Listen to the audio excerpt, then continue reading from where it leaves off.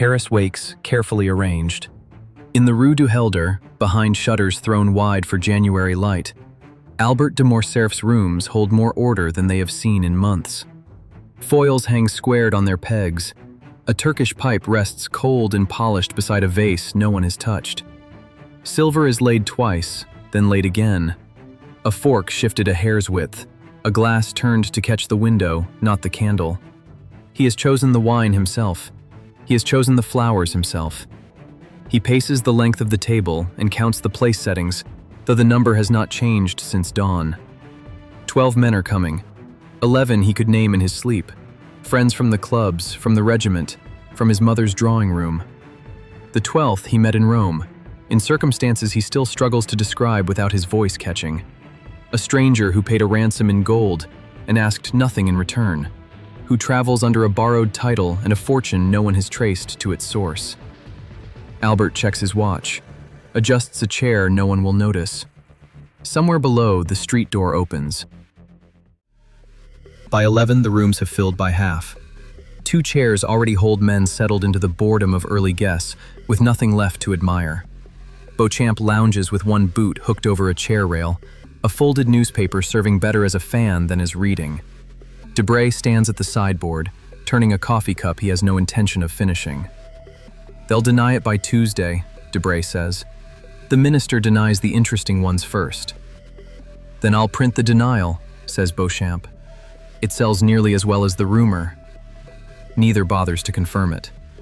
A cart rattles past on the cobbles below, indifferent to the conversation it interrupts. 2 more guests arrive, then a third, each met with the same mild nod, the same drift back to railway shares, and a duel narrowly avoided. No one watches the door. No one has reason to. A latecomer's boot scrapes the threshold, and for once heads turn. Chateau Renaud crosses the room on a cane he has not yet learned to trust, the limp new to him, a souvenir of the African campaign. Someone asks after his leg. He waves the question off and answers a different one instead. I'd be dead in the sand at Constantine if not for Morel, he says. Captain Maximilian Morel, of the Spahis. Arab horsemen had me down, and he rode in alone, in plain sight, and would not leave without me. He says the name the way men say a name they mean to remember. Beauchamp's newspaper drops an inch. Debray sets down the coffee cup he never meant to drink. No rank explains it, no family fortune, only a debt Chateau Renaud carries and cannot repay. The room nods at a man none of them have met, already certain they will like him when they do. A boot hooks over the chair rung before anyone offers him the floor. Albert takes it anyway, the story coming out with the danger still warm in his mouth. Rome, 3 nights into carnival, walking back from a tavern when men close around him out of the dark. No uniforms, no warning. A sack over his head before he can shout twice. The catacombs swallow the sound of it. Torchlight on wet stone, a circle of masked faces, a ransom note dictated at knife's edge. 4,000 piastres, written in his own forced hand. No food after the first day, no light but the one torch they ration like wine. He describes the bandit chief, Vampa, pacing while the hours tick down to a deadline that ends in a bullet, not a release. Then a rider comes down into the torchlight alone, unarmed, hood back, and the whole camp goes still the way men go still for an officer they fear more than they fear the enemy. He looked at Vampa the way a man looks at a dog he's fed too well, Albert says. Said my name before anyone told him it. Vampa let me go before he finished the sentence. Beauchamp's eyebrow lifts half an inch. Debray says nothing, which is its own verdict. Someone murmurs that carnival wine improves any story in the retelling, and the table laughs, not unkindly, not believing a word, already wanting to. The laugh has not finished dying when the door opens. A name moves ahead of the man who owns it, passed low from guest to guest, the way a warning travels faster than any greeting. Black coat against skin too pale for any country these men have visited. A scar at the temple nobody invented for the story. The same stillness Albert described, and nobody believed, now standing in the doorway in a coat too well cut for a bandit and too plain for a prince. Forks stop halfway to mouths. Beauchamp's glass hangs at his lip without tipping. No one breathes loud enough to be heard.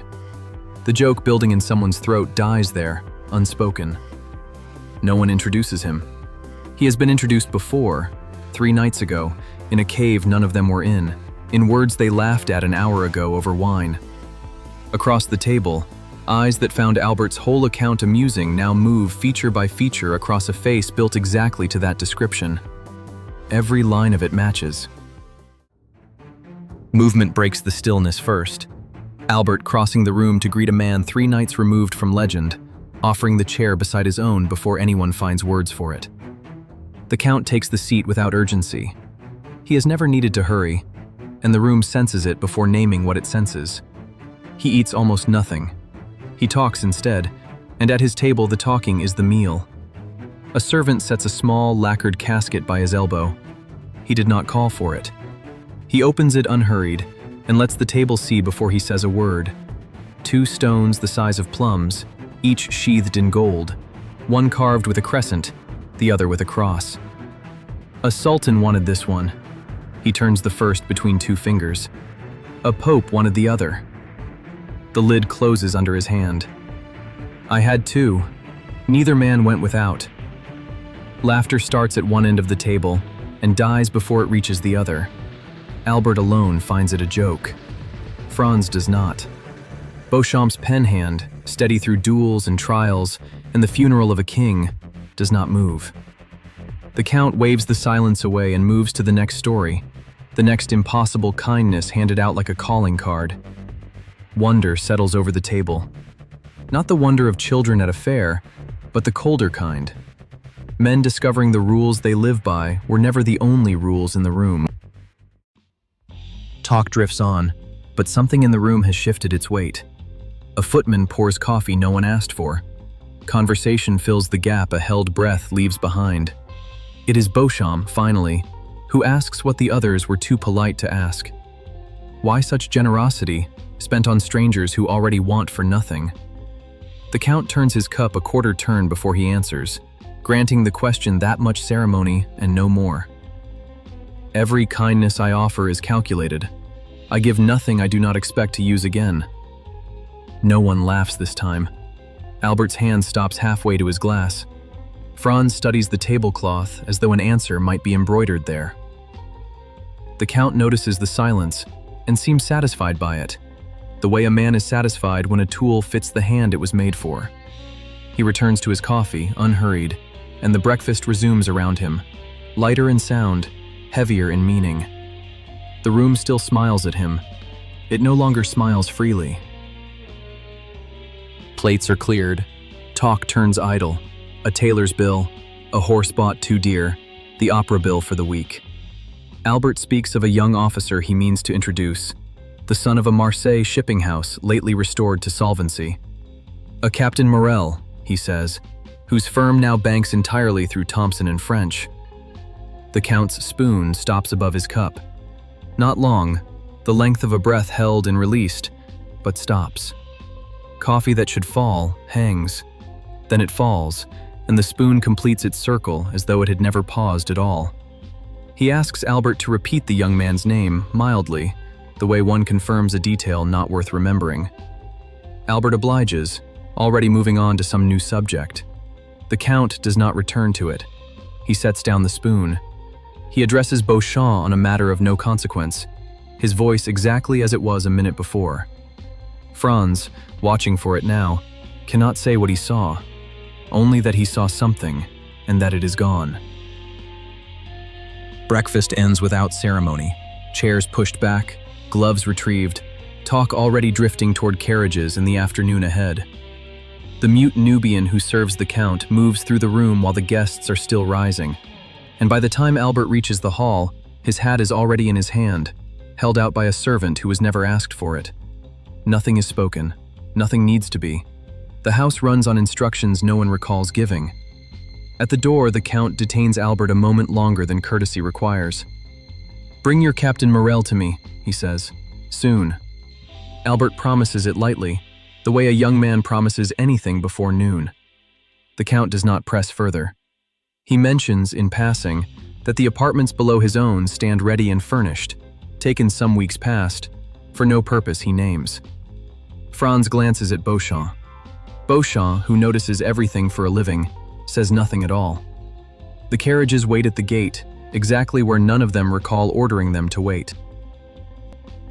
Damascus blades cross above the mantel, in a room built from one man's enthusiasms.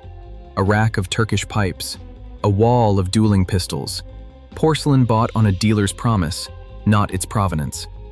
Albert leads the Count through the collection, the way a boy leads a guest through a box of shells. Proud, a little breathless, certain of his facts, the answers already rehearsed. He is wrong about most of them. The Count lifts a curved yataghan from its hooks, turns the blade once in the light, and names the smith who forged it, the city where it sold, the campaign it likely survived. He sets down a celadon bowl and dates it within a decade. He corrects, gently, the story Albert has told for a year about a particular pistol. Wrong war, wrong hand. "You bought well," the Count says. "Better than you knew." Albert laughs, off balance and delighted in equal measure. The laugh of a man discovering his own house has a second floor he never found the stairs to. He meant to impress a guest. Instead, he stands in his own salon, taking notes.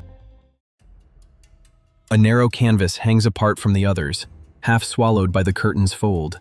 Too plain for a collector's wall, too small to be one of Albert's prizes. He almost forgets to mention it. Picked up for nothing, he says, at a dealer's clearance near the river. A Catalan fisherwoman, unsigned, the model's name lost before the paint dried. Dark hair bound in a faded kerchief. A hand caught at the shawl, mid-turn, startled from behind. Albert likes the eyes. He never asked why the painter chose her. The Count's gaze drifts toward the wall the way a man's gaze drifts when he has stopped listening. It stops. The color leaves his face before anyone can name what took it. Albert talks a moment longer before he notices the quiet on the other side of the room, the stillness where a guest's nod should be. He turns, asks, half a laugh in his voice, whether some Catalan fishwife has put a spell on his guest. Color comes back into the Count's face before breath does. He blames the heat of the room. He blames the wine, the hour, the glare off the gilt frame. The explanation arriving whole and unhesitating, built for a question no one asked. He does not look at the canvas again. Albert shrugs and moves to the next wall, already starting another story. He does not see what he has watched. The next portrait holds him only a moment, a formal likeness, correct in every brushstroke and warmed by none of them, the kind a fashionable painter delivers to a fashionable house. Albert taps the frame in passing. His mother, he says, sat for it the year his father took the title. The Countess de Morcerf, in a gown she always claimed she despised. He laughs at the gown, not at her, and moves on before the laugh finishes, already reaching for the next frame, the next story. For the Count, the room stops moving. Two paintings, one face. A girl in a faded kerchief, a hand caught mid-turn at her shawl, and a countess seated in satin years later. The same woman, the same eyes, named now without ceremony by her own son. He says nothing. He asks nothing. Albert is 3 frames ahead, laughing at something else, already certain his guest is only admiring the art. A heavier door opens onto the family's true room, the one built for ancestry, not for display. Arms cut into the stone above the hearth. A motto worn soft at its edges. A genealogy framed in gilt beside the window. The Count crosses to it first, before anything else in the room. He asks about the crest. Small questions, easily answered. The field, the tincture, the year it was granted. Albert answers what he knows and shrugs at what he doesn't, pleased that his lineage holds any interest at all. Then the questions narrow. Not the crest. The wife who married into it. Where along that southern coast her people fished. Whether the village still stood. Whether the dialect survived the move to Paris, kept low in the house like a thing not meant for guests. He studies the painted shield as he asks it. Catalans marry within the village, rarely outward. Albert laughs. Everyone knows that. His mother says so herself, and turns toward the next wall, the next story. He does not see that his guest already knew the answer before he gave it. The door does not announce itself. It opens, and the Count de Morcerf fills it. Broader now, silvered at the temples, the uniform traded for tailored silk, the same straight back, the same readiness in the shoulders. Albert performs the introduction with the ease of a son certain both men will like each other. Neither man's face moves more than courtesy requires. They measure each other in the handshake, firm, brief, exactly as long as custom demands, and not a second longer. You served in the Levant, I'm told, Count. A taste for distant postings. And you nearer the Albanian coast, I believe. Janina, was it not? Morcerf's smile does not falter. It simply stops, held like a portrait varnished over. A difficult campaign, he says. Most who served there prefer silence. I find the difficult ones are the only ones worth remembering. Albert laughs into the silence neither man fills, certain he has watched two soldiers trade old stories. Morcerf checks his watch, cites an engagement, bows the correct number of degrees. The door closes behind him, the soft, final click of a conversation that never really opened. The door he closed a moment ago opens again, softer this time. Mercédès crosses the threshold in white silk, composure assembled with the same care as the gown. Across the room, Albert recounts the runaway carriage for the third time that evening, certain his audience is as captivated as he is. Monte Cristo's bow, when it comes, holds a fraction too long, past where courtesy ends and something else begins, something she has no word for and no time to find one. Thank you for my son's life, Count. Ordinary words, the kind offered in salons like this one 100 times before. Her hand does not shake. Her voice does, once, and then steadies. There are debts a mother does not know how to repay. Any man on that road would have done the same, madam. His voice holds the same level note as his bow. Too even, the sound of something pressed flat on purpose. She studies him a moment longer than courtesy allows. He lets her. Neither rings for tea, neither sits. Two people stand in a drawing room performing calm for an audience of no one, and failing in the only way that matters, quietly, and only to each other. The room carries on without them. Albert's voice rises and falls somewhere to her left, the runaway carriage growing grander with each retelling until the story outgrows the road itself. A footman passes with a tray of untouched glasses. Candlelight slides across the paneling so slowly it can only be noticed in memory. Monte Cristo does not step back. Mercédès does not lower her gaze. Something between them refuses to become words. His eyes hold a question he cannot ask in this house, with her son only a few feet away, laughing before anyone else can. Her eyes answer all the same, then catch themselves a heartbeat too late. A clock completes its measure and begins another. Albert reaches the part where the horses rear and laughs first. Neither Mercédès nor Monte Cristo hears him. She turns toward the room, not away from him, like someone easing back from a fire that has burned too close for too long. He lets the angle of her shoulder end the moment for them both. Neither speaks what almost escaped. Neither lets it die. The carriage waits where he left it, the horses calm beneath lamps already bright against the Paris night. Monte Cristo descends the front steps without haste. Servants part before him with quiet efficiency. Behind the tall windows, the gathering continues, laughter rising with the clink of glass, while Albert finds yet another way to tell the same story. He never looks back. The carriage door closes softly. The driver gathers the reins, and the wheels settle into a measured rhythm over the cobblestones, carrying him through streets that ask nothing of the burden he bears. Inside, the house seems to breathe again without knowing why. Glasses are refilled. Another candle is lit. Somewhere a clock keeps faithful company with the hour. The night resumes its ordinary shape. Nothing within it reveals what has already begun. The house settles into the hours after midnight, room by room and candle by candle, until only one upstairs window still holds its light. Mercédès climbs the stairs as she has since becoming a bride, her back straight and her chin level, every step worthy of the Countess de Morcerf. The maid waits in practiced silence, removing the pearls from her neck, lifting the shawl from her shoulders, and easing the pins from hair that has held its shape since noon. With a voice too gentle to resist, Mercédès dismisses her. The door closes. She remains still before the mirror, wearing the dress in which she watched her son honor a man whose face has never left her thoughts since he entered the room, though every tongue there spoke his name as though it belonged to a stranger.